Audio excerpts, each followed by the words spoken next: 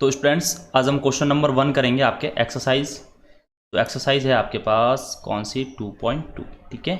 तो उसका हम क्वेश्चन नंबर 1, 2 और 3 और 6 इसके अंदर, फर्स्ट क्वेश्चन के अंदर 6 पार्ट है, 6 के 6 आज हम डिस्कशन करेंगे आराम से। Find the zeros of quadratic polynomials and verify the relationship between the zeros and the coefficient. तो इसके अंदर हमने क्या रिलेशन पढ़ा था भाई, हमने क्या रिलेशन पढ़ा था वो मुझे बताइए।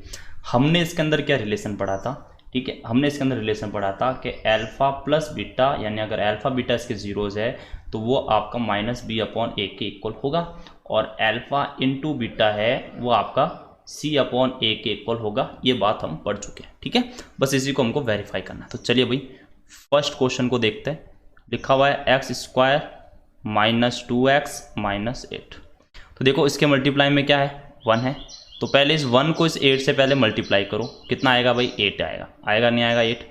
अब आपको दो नंबर ऐसे लेने हैं, 8 के ऐसे दो फैक्टर लेने हैं जिनको मल्टीप्लाई करने पर तो 8 आना ही चाहिए, उसका एडिशन या उसका सब्सट्रैक्शन जो हो वो आपके पास -2 आना चाहिए। तो देखो 8 के अंदर आ जाएगा, मान लो 2 × 4 आ गया 8, आ गया 2 × 4 क्या आ गया 8, और 8 × 1 आ गया 8।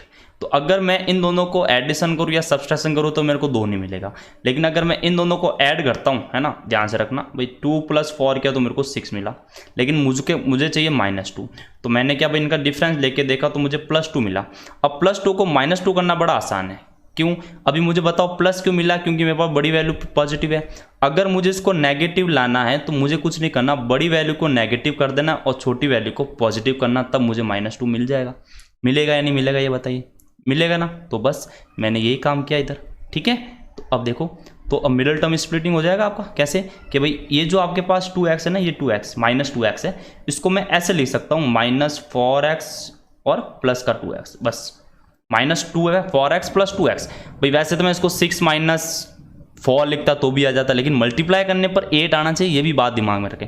बाकी एज इट इज हम लिख देंगे x² और ये -8। अब मैक्सिमम स्टूडेंट्स को क्या होता है, यहाँ कॉमन लेने में प्रॉब्लम आती है कि कैसे कॉमन ले। तो आप इसके फैक्टर्स करके देखिए भाई, x² को आप क्या लिख सकते हो, आप इसको x × x लिख सकते हो।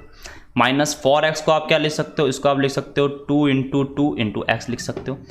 2 × x को तो आपको 2 × x लिखना पड़ेगा, और 8 को आप क्या लिख सकते हो, 2 × 2 × 2 लिख सकते हो, ठीक है। ये लिख सकते हो आप, बात आई समझ में। इतना तो क्लियर हो जाएगा आपका कॉन्सेप्ट, इसके अंदर तो कुछ बड़ी बात है नहीं।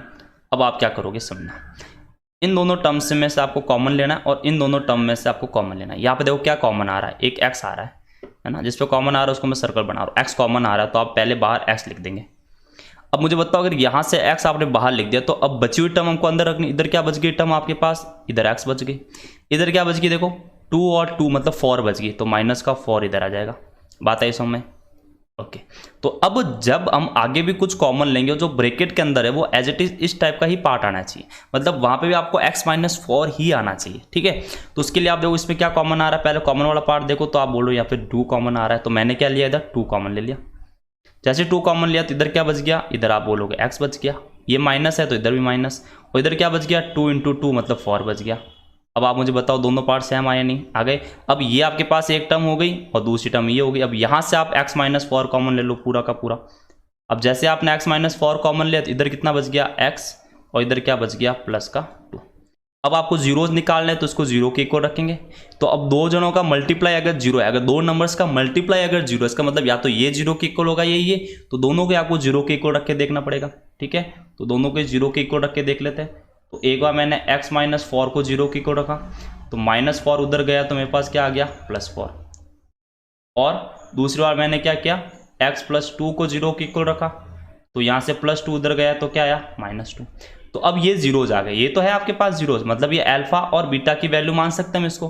भाई x की वैल्यू जिस पर ये पॉलिनोमियल 0 हो गया वही तो उसका जीरोज होगा। तो मैं एक को अल्फा मान लेता हूँ भाई, ये मान लिया मैंने, इसको अल्फा मान लिया और इसको मैंने बीटा मान लिया।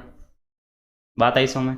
अब मुझे इसको क्या करना है, मुझे इसको करना है वेरीफाई। तो मुझे इसको करना है भाई वेरीफाई। तो वेरीफाई कैसे करूँगा, तो वेरीफाई मैं करूँगा, एक बार मैंने लिखा भाई अल्फा प्लस बीटा जो होगा वो आपका -b/a के इक्वल होना चाहिए। अल्फा की वैल्यू कितनी आई 4, बीटा की वैल्यू कितनी आई -2 आई, बी की वैल्यू क्या, याद करो b क्या है बेटा, b। अगर आप इसको इस टाइप से रिप्रेजेंट करते हो जनरल फॉर्म यही होती है पॉलिनोमियल की। तो x के जो मल्टीप्लाई में है वो आपका b है और b की वैल्यू इधर -2 दिख रही है। b की वैल्यू कितनी दिख रही है? -2। a क्या है? a है इसका कोएफिशिएंट, कुछ भी नहीं है तो 0 मत लिख देना बच्चा। क्या लिखना है आपको? 1 लिखना है, तो इधर आपने लिख दिया 1। फॉर -2 क्या तो आया 2, माइनस माइनस प्लस हो गया ये 2। मुझे बताओ इक्वल आया या नहीं आया? आया। तो हुआ कि नहीं हुआ वेरीफाई रिलेशन? अरे हुआ ना। तो फिर नेक्स्ट देखते हैं इसका। सेकंड में हमने क्या देखा भाई? प्रोडक्ट देखना आपको, अल्फा इंटू बीटा। तो अल्फा इंटू बीटा की वैल्यू होती है c/a। अल्फा की वैल्यू क्या है? 4 है और बीटा की वैल्यू कितनी है? -2 है। यही है। c की वैल्यू देखिए, ये रहा आपका c, कितना दिख रहा है? -8। साथ में साइन भी लेते चले, -8। और a की वैल्यू कितनी है आपको पता है? 1। अगर इसको मल्टीप्लाई किया तो ये -8 आया। इधर भी हम देखेंगे तो -8 ही आ रहा है। तो ये दोनों के दोनों इक्वल हुए या नहीं हुए ये बताइए? हुए ना इक्वल। तो बड़ा सिंपल सा लॉजिक है कि ये आपका क्या हो गया? सेम हुआ। ठीक है, तो ऐसे आपको क्या करना है? इसको वेरीफाई करना है। आई होप पूरा का पूरा आपका कॉन्सेप्ट क्लियर हुआ होगा। ठीक है, नेक्स्ट क्वेश्चन देखते हैं। ओके, नेक्स्ट क्वेश्चन देखते हैं भाई। नेक्स्ट क्वेश्चन के अंदर आपको क्या गिवन है? नेक्स्ट के अंदर आपको सेकंड जो क्वेश्चन है उसके अंदर आपको ये गिवन है 4s² माइनस ये s है ना, 4s और प्लस का 1। तो यहाँ पे वेरिएबल जो है वो s है। अब मुझे बताओ क्वाड्रेटिक है या नहीं है। हम पहले a b c की वैल्यू देख लेते थे भाई। a की वैल्यू 4 आ रही है, ये तो पता चल ही गया। b की वैल्यू -4 आ रही है और c की वैल्यू कितनी आ रही है? 1 आ रही है। ये तो डायरेक्ट पता चल गया। चलते हैं भाई, अब इसके कुछ वही अपना लॉजिक सीधा का सीधा कि इसके फैक्टर्स करेंगे, है ना। तो देखो पहले इन दोनों को मल्टीप्लाई करना है। 4 × 1 क्या होगा? 4। बेटा दिमाग में रखना है 4, लिखना नहीं इधर 4, दिमाग में रखना है 4। ऐसे दो नंबर लेने हैं जिनको मल्टीप्लाई करने पर तो आ जाए 4, एडिशन और सब्सट्रैक्शन पर आ जाए 4। ठीक है, अब सोचो भाई क्या है। तो अगर आपने 4 × 1 सोचा है तो 4 तो आ रहा है, इनका सम होगा तो 5 आएगा, अगर डिफरेंस होगा तो 3 का आएगा। ठीक है, तो फिर किसकी टर्म आता है? 2 की टर्म में सोचेंगे भाई। 2 × 2 किया तो कितना आया? 4। और 2 + 2 किया तो कितना आया? 4। लेकिन मुझे -4 चाहिए तो मैं दोनों को ही माइनस ले लेता हूँ ना, तभी तो मेरे पास -4 आ गया। बस हो गया आपका कॉन्सेप्ट क्लियर। -4s को मैं लिख दूंगा -2s और -2s। ठीक है, बाकी आप एज इट इज लिख दो 4s² और प्लस का 1। अब वही कॉन्सेप्ट है आपका कॉमन लेने वाला। ठीक है, प्रॉब्लम आ रही है तो इसको छोटा छोटा करके लिखो। 4 को हम क्या लिख सकते हैं? 2 × 2। s को हम क्या लिखेंगे? s × s। -2 × s माइनस, इसको भी क्या ले सकते हैं भाई? 2 × s + 1 लिख सकते हो। ठीक है, अच्छा मैं इसको अगर × 1 लिख दूँ तो कोई फर्क नहीं पड़ेगा, × 1 लिख दूँ तो भी कोई फर्क नहीं पड़ने वाला। ठीक है, अभी मैं बताऊंगा मैंने ऐसा क्यों लिखा। अभी यहाँ से देखो कॉमन लेते हैं। इधर से कॉमन क्या आ रहा है? एक तो 2 आ रहा है कॉमन, एक बच्चा s आ रहा है कॉमन आ रहा है। तो अगर मुझे यहाँ से 2s मैंने कॉमन लिया है तो इधर कितना बचा? 2 और ये s, तो कितना हो गया इधर? 2s minus. यहाँ से देखो कुछ भी नहीं बचा, लेकिन मल्टीप्लाई बेटा 1 हमेशा होता है, इस बात का कॉन्सेप्ट ध्यान रखें। अगर ये पूरा का पूरा पार्ट बाहर चला गया इसका मतलब पीछे 1 बचेगा। क्या बचेगा पीछे? 1। अब कॉमन लेने के बाद आप वापस रीचेक भी कर सकते हैं इनको मल्टीप्लाई करने पर कि ये ऐसा ऐसा आ रहा नहीं आ रहा। तो देखो 2 से किया तो 4 आ जाएगा, s को s से करोगे तो s² आ ही रहा है, मतलब आपका सही है। और 2s को -1 से करोगे तो -2s आ जाएगा। अब यहाँ से कुछ भी कॉमन नहीं आ रहा तो फिर आपका ये 1 कॉमन लेना पड़ेगा। कुछ भी कॉमन नहीं आ रहा तो 1 कॉमन लेना। और क्या लॉजिक ढूंढना आपको कि यहाँ पे देखो, अगर आप यहाँ से ध्यान से देखोगे ना, बड़े ध्यान से देखना। ठीक है, अगर आप ध्यान से देखो ना तो इधर ये जो 2s है वो माइनस का आ रहा है, प्लस का आ रहा है, सॉरी क्या आ रहा है? प्लस। और ये माइनस का आ रहा है। इधर देखें तो 2x जो माइनस का है और 1 अगर जो है वो प्लस का है ना, मतलब जस्ट उल्टे हो गए साइन। अब साइन को सीधे करने के लिए आप माइनस को भी कॉमन ले लो। जब माइनस कॉमन आ जाएगा तो अंदर वाले नंबर्स का जो साइन है वो आपका चेंज हो जाएगा। अंदर वाले नंबर्स का क्या हो जाएगा? साइन चेंज हो जाएगा। होगा या नहीं होगा? हो जाएगा। तो यहाँ से मैं कॉमन ले लूँगा -1। क्या कॉमन लूँगा? -1 कॉमन लूँगा। तो ये जो माइनस का था वो अब प्लस का हो जाएगा और ये जो प्लस का था वो क्या हो जाएगा? आपका माइनस का हो जाएगा। अब ये दोनों टर्म सेम आ गई तो अब हम पूरा का पूरा 2s - 1 कॉमन ले लेंगे। इधर क्या बचेगा? इधर 2s बच रहा है, उधर क्या बच रहा है? इधर -1 बच रहा है। तो अब हमने क्या किया भाई? इसको एक बार 0 की इक्वल रख दिया, 2s - 1 को 0 की इक्वल रख दिया। तो यहाँ से -1 उधर गया तो +1, मैं साइड में करता हूँ इधर। ठीक है भाई, तो 2s - 1 को 0 की इक्वल रखा तो यहाँ से s की वैल्यू क्या होगी, देखो पहले तो -1 है ना, इसको उधर भेजेंगे तो ये प्लस का 1 हो जाएगा, आपको पता ही है, प्लस लिखने की जरूरत नहीं, मैंने ऐसे ही लिख दिया। तो s इक्वल टू हो जाएगा 1/2। आई होप बात समझ में आ गई होगी। सेकंड में क्या बोल रहा है भाई, सेकंड में यही है आपका 2s - 1 इक्वल टू 0। -1 उधर गया तो प्लस का 1, और यहाँ पे s की वैल्यू कितनी आ जाएगी, तो s की वैल्यू आ जाएगी 1/2। आई होप इतनी सी छोटी सी बात है जो आपको क्लियर हुई होगी, ठीक है। अब आते हैं हम वेरीफाई करने। तो ये दोनों जीरोज आ गए भाई, ये दोनों जीरोज आ गए, तो एक को हम अल्फा ले लेंगे, एक को हमने अल्फा ले लिया, और एक को हमने क्या ले लिया, बीटा ले लिया, और एक को अल्फा ले लिया और एक को बीटा ले लिया, ठीक है। चलते हैं भाई वेरीफाई के ऊपर, चल तो भाई वेरीफाई करते हैं इसको। तो वेरीफाई कैसे करेंगे आप मुझे बताइए, वेरीफाई कैसे करोगे आप, कैसे करोगे भाई वेरीफाई? अच्छी तरीके से आपको आता है वेरीफाई करना। सबसे पहले क्या करना है, अल्फा प्लस बीटा लेना है। क्या लेना है, अल्फा प्लस बीटा। ये जो होगा वो -b/a के इक्वल होगा। अरे किसके इक्वल होगा, -b/a। अल्फा की वैल्यू क्या है भाई, 1/2 है। बीटा की वैल्यू कितनी है, 1/2 है। ओके, माइनस b की वैल्यू देखी जाए तो b की वैल्यू -4 है, ये -4, और a की वैल्यू देखी जाए तो 4 है। अगर इन दोनों को प्लस कर देखो, हाफ और हाफ, तो पहले तो कॉमन ले लो, ऐसे करो आप, कॉमन ले लो 2, एलसीएम ले लो ना, क्या ले लो, एलसीएम। तो 2 से 2 किया डिवाइड, 1 टाइम्स 1 को 1 से करेंगे तो 1, 2 से 2 1, 1 को 1 से किया तो 1, तो ये आ जाएगा आपका 2/2 आ गया, ठीक है। इधर देखें तो 4/4, 2/2 को अगर मैं कैंसिल कर देता हूँ तो इधर 1 आता है, और इधर 4/4 को भी कैंसिल करता हूँ तो इधर भी क्या आता है, 1। तो ये बताओ वेरीफाई हुआ या नहीं हुआ? अरे सम ऑफ जीरोस हुआ कि नहीं हुआ, वेरीफाई हो गया। ओके, सेकंड इधर कर देता हूँ मैं, product of zeros alpha into beta. क्या फॉर्मूला होता है, C/A। बाबा फॉर्मूला लिखा करो ताकि याद हो जाए। अल्फा की वैल्यू क्या है, अल्फा अल्फा अल्फा है आपका 1/2। बीटा कितना है, बीटा भी आपके पास है 1/2। सी की वैल्यू कितनी है, सी की वैल्यू ये रही आपकी, सी की वैल्यू है 1, सी की वैल्यू कितनी है 1, और ए की वैल्यू कितनी है 4। 1 × 1 1 और 2 2 जा 4, और इधर भी आ गया 1/4। मुझे बताओ वेरीफाई हुआ या नहीं हुआ? अरे मैंने पूछा वेरीफाई हुआ या नहीं हुआ, हो गया। आई होप बात समझ में आई होगी, बहुत इजी कॉन्सेप्ट है, ठीक है। नेक्स्ट क्वेश्चन की तरफ बढ़ते भाई, next question next question next question, question number 3। तो क्वेश्चन नंबर 3 आपको क्या कहना चाह रहा, बहुत ही प्यारा क्वेश्चन है आपके पास, 6x³ -3 -7x, ठीक है। अब आप ध्यान से देखो, इधर कांस्टेंट टर्म जो बीच में लिख दी गई है ना, जबकि कांस्टेंट टर्म सबसे लास्ट में लिखते हम, तो कोई बात नहीं, लास्ट में लिख दो इसको, क्या प्रॉब्लम है। माइनस का 7x है तो -7x लिखेंगे, -3 है तो -3, है ना। तो उसकी जो पोजीशन है वो आप अलग कर सकते हो, इसमें कोई प्रॉब्लम नहीं है। अब होगा क्या देखो, अब इसको इससे मल्टीप्लाई करो, पहले 6 को इस 3 से मल्टीप्लाई करो, 6 3 जा कितना हो गया भाई 9। ऐसे दो नंबर लेने, मल्टीप्लाई करने पर आ जाए 9, एडिशन और सब्सट्रैक्शन करने पर आ जाए 7, सॉरी 18 ना, 3 6 जा 18 होगा ना, कहाँ 9 आ रहा है, 18 आ रहा है, क्या आ रहा है 18, ठीक है। तो ऐसे दो नंबर लेने हैं जिनको मल्टीप्लाई करने पर आए 18 और एडिशन एंड सब्सट्रैक्शन पर आए 7, तो क्या नंबर हो सकता है आप मुझे बताइए, ठीक है। तो आप सही सोच रहे हो, ये आ रहा है 9 और 2, 9 × 2 हो गया 18, और 9 में से 2 माइनस करूंगा तो 7 आ गया, लेकिन माइनस का 7 है इसलिए मुझे बड़ी वैल्यू जो है वो माइनस रखनी पड़ेगी और छोटी वैल्यू प्लस रखनी पड़ेगी, बहुत छोटा सा कॉन्सेप्ट है। तो उसको 7x को मैं क्या लिख सकता हूँ, -9x और प्लस का 2x, ठीक है, और एज इट इज़ ये लिख देता हूँ।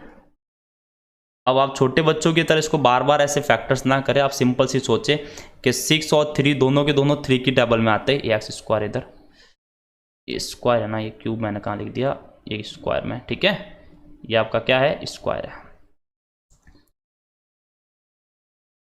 ओके, तो अगर मैंने यहाँ से 3 कॉमन लिया, ठीक है, अगर मैंने यहाँ से 3x कॉमन लिया तो मेरे पास इधर कितना बचेगा, इधर बचेगा 2, x² में से कॉमन लिया तो कितना बच गया x, -3 का किया तो ये 3 टाइम्स आएगा और x तो आपका बाहर चले गया, तो ये आया 2x -3। इधर देखो 2x -3 कुछ भी कॉमन नहीं आ रहा, तो प्लस का 1 इधर क्या आ जाएगा, कॉमन आ जाएगा, और इधर भी आ जाएगा आपके पास 2x -3, ठीक है। एवं मैं इसको थोड़ा सा क्लियर लिख देता हूँ ये, ताकि आपको बात इजीली समझ में आए।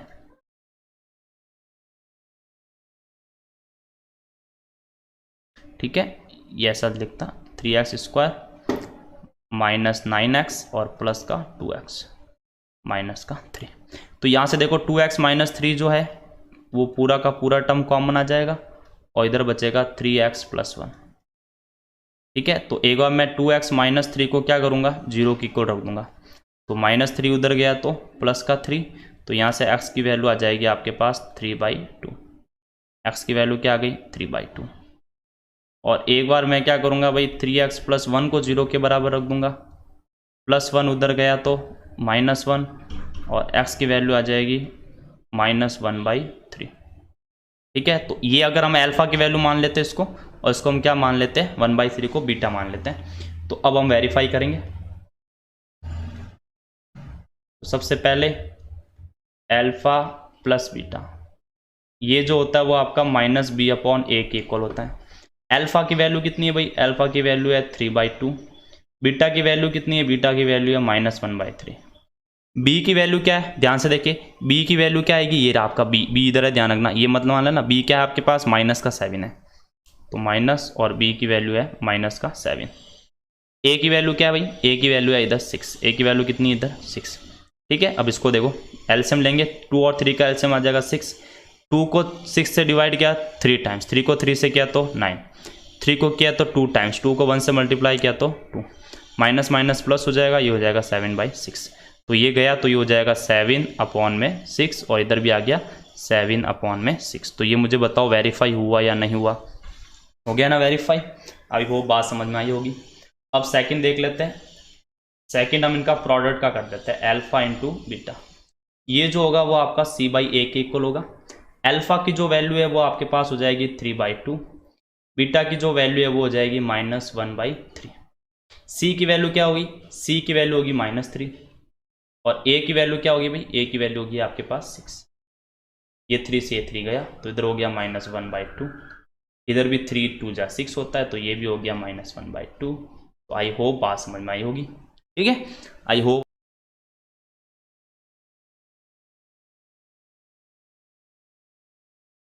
अब हम यहाँ क्वेश्चन नंबर 4 को देखते हैं। क्वेश्चन नंबर 4 में आपके पास क्या गिवन है, फॉर u² + 8u, यही आपके पास गिवन है। यहाँ से देखो, अब की बात देखो, c वाली टर्म्स है ही नहीं, तो हम फैक्टर किसके करेंगे, तो हम डायरेक्ट ही कर सकते हैं यहाँ पे कॉमन लेके ना, इन दो में से हम डायरेक्ट कॉमन ले लेंगे। तो फॉर u अगर आपने कॉमन ले लिया तो यहाँ क्या बचेगा, यहाँ बचेगा आपका फॉर गया u² में से तो आया u, 4 2 8 होता तो यहाँ बच जाएगा 2, और इक्वल में क्या आ जाएगा 0। तो एक बार आपने इस फॉर u को 0 के इक्वल रखा, ठीक है, और एक बार आपने u + 2 को 0 के इक्वल रखा। यहाँ पे 4 डिवाइड में आएगा तो u की वैल्यू कितनी आ जाएगी आपके पास 0, +2 उधर गया तो क्या हो जाएगा, यहाँ पे u की वैल्यू हो जाएगी -2। ठीक है, तो वेरीफाई कर लेते हैं भाई। तो एक बार है आपके पास अल्फ़ा प्लस बीटा, जो किसके इक्वल होगा, -b/a के। अल्फ़ा, एक को अल्फ़ा लेते हैं भाई, इसको अल्फ़ा ले लिया 0 और इसको बीटा ले लिया, तो ये हो गया 0 प्लस और ये -2। b की वैल्यू क्या होगी भाई, b की वैल्यू हो जाएगी +8 और a की वैल्यू 4, तो यहाँ पे ये -2 बचेगा, ये भी कैंसिल हो गया, और इधर भी क्या बचेगा -2। हो गया वेरीफाई। अब प्रोडक्ट का देख लेते हैं, alpha into beta, alpha into beta जो होता है c/a। अल्फ़ा की वैल्यू 0 है और बीटा की वैल्यू -2 है। अच्छा मुझे बताओ, c की टर्म कुछ भी नहीं है तो मैं 0 लिख सकता हूँ, तो ये हो गया 0 और a का वैल्यू 4, तो यहाँ पे 0 आ गया और इधर भी क्या आ गया 0। हो गया वेरीफाई। बताओ कहाँ प्रॉब्लम है इस क्वेश्चन में।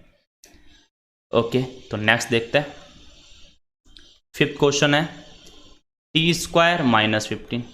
अब डायरेक्ट हम इसको 0 के को रख देंगे, तो -15 उधर गया तो प्लस का 15 हो जाएगा, और अगर यहाँ से स्क्वायर गया तो उस पर स्क्वायर रूट आएगा, और जब भी स्क्वायर रूट आया तो वहाँ प्लस माइनस लगता है। इसका लॉजिक भी ध्यान रखना, क्यों लगता है, क्योंकि अगर आपने +2 का स्क्वायर करते हो तब भी 4 आता है, -2 का स्क्वायर करते हो तब भी 4 आता है या नहीं आता। और ये क्या है, क्वाड्रेटिक इक्वेशन, इसके 2 जीरोस तो होंगे ही, तो यहाँ पे देखा जाए तो एक जीरो जो है वो प्लस का √15 होगा, और एक जो जीरो जो है वो माइनस का √15 होगा। हो गया या नहीं होगा, तो ये दोनों जीरोज होंगे। ठीक है, इतनी बात ध्यान में रखना। जैसे कभी कभी क्वेश्चन ये आता है, बहुत बार क्वेश्चन आया हुआ, ये क्या लिखा हुआ भाई, x² - 3 है, इसके जीरोज निकालो, तो इसको 0 के को रख देना। -9 उधर गया तो प्लस का 9, तो यहाँ से x = 9 √9 है, और ये किसका होता है, +- 3 का होगा। ठीक है, लेकिन जब एरिया है, डिस्टेंस है, एज है, ये कभी माइनस में नहीं हो सकती ना, इसलिए हम क्या करते हैं वहाँ +3 लेते हैं। अगर कोई ट्रायंगल की साइड है तो उधर हमें +3 लेते हैं, जबकि -3 आता है, लेकिन -3 हम साइड लेते नहीं है, माइनस में कभी वो होती नहीं, इसलिए हम पॉजिटिव को लेते हैं, ठीक है। लेकिन यहाँ जब हम जीरोज़ की बात करें तो जीरोज़ के लिए दोनों ही पॉसिबल आपके हो जाएगी, ठीक है। तो यहाँ पे देखा जाए तो अल्फा की वैल्यू जो है वो √15 हो जाएगी प्लस का, और बीटा की वैल्यू जो है वो माइनस में √15 हो जाएगी, ठीक है। तो देखो सबसे पहले अल्फा प्लस बीटा इसके इक्वल होता है -b/1 है। अल्फा की वैल्यू कितनी है भाई, √15 है। बीटा की वैल्यू कितनी है, ये भी √15 है। माइनस बी की वैल्यू देखो, बी तो इधर है ही नहीं कहीं, बी दिख रहा है, ये डायरेक्ट सी आ गया, ये कांस्टेंट टर्म है तो डायरेक्ट क्या आ गया आपके पास, सी आ गया। तो बी नहीं है तो ये 0 हो गया। ए की वैल्यू कितनी है, 1 है, इधर कुछ भी नहीं है, कोएफिशिएंट मतलब 1 है, तो ये गया तब भी 0 होगा, और डिवाइड किया तब भी 0 होगा। अब आता है अल्फा इंटू बीटा, क्या होगा भाई, c/a। अल्फा की वैल्यू कितनी है भाई, √15, और बीटा की वैल्यू कितनी है भाई, -√15। सी की वैल्यू क्या है इधर, सी की वैल्यू है -15, और ए की वैल्यू कितनी है 1। √15 तो जब देखो, जब भी √15 करोगे तो ये क्या बनेगा, ये बनेगा √15 का होल स्क्वायर, और स्क्वायर से रूट कट ही जाता है, तो उधर बचेगा क्या आपके पास, ओनली फॉर 15। तो जब भी आप सेम नंबर का अगर स्क्वायर रूट को मल्टीप्लाई करते हो तो रूट हट जाएगा, ठीक है।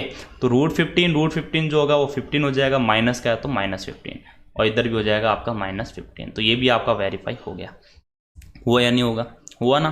तो ऐसे आपको बस वेरीफाई करना है। लास्ट क्वेश्चन है, तो लास्ट क्वेश्चन के अंदर देखते हुए, लास्ट क्वेश्चन है आपके पास क्वेश्चन नंबर 6। इसके अंदर आपको गिवन है 3x² -x और -4। इसको कैसे करेंगे भाई, तो देखो 3 को 4 से मल्टीप्लाई किया तो 3 4 जाएगा 12। तो दो नंबर ऐसा लेना है जिनको मल्टीप्लाई करने पर आए 12, एडिशन और सब्सट्रैक्शन पर क्या आ जाए आपके पास -1, तो 3 और 4 ही हो जाएगा, ठीक है। तो -1 है तो बड़ी वैल्यू माइनस की रख देंगे, तो हो जाएगा 3x² माइनस का 4x रख देते हैं, और प्लस का 3x रख देते हैं, और माइनस का 4।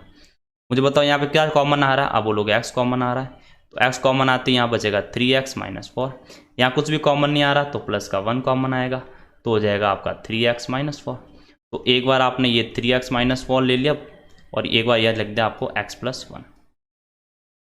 अब इसको 0 के इक्वल रखोगे तो एक बार इसको 0 के इक्वल रखा जीरोज निकालने के लिए, और एक बार इसको 0 के इक्वल रखना है। यहाँ पे आपको देखें तो -4 उधर गया तो +4, तो x की वैल्यू कितनी आ जाएगी आपके पास 4/3। यहाँ पे +1 है, उधर गया तो -1।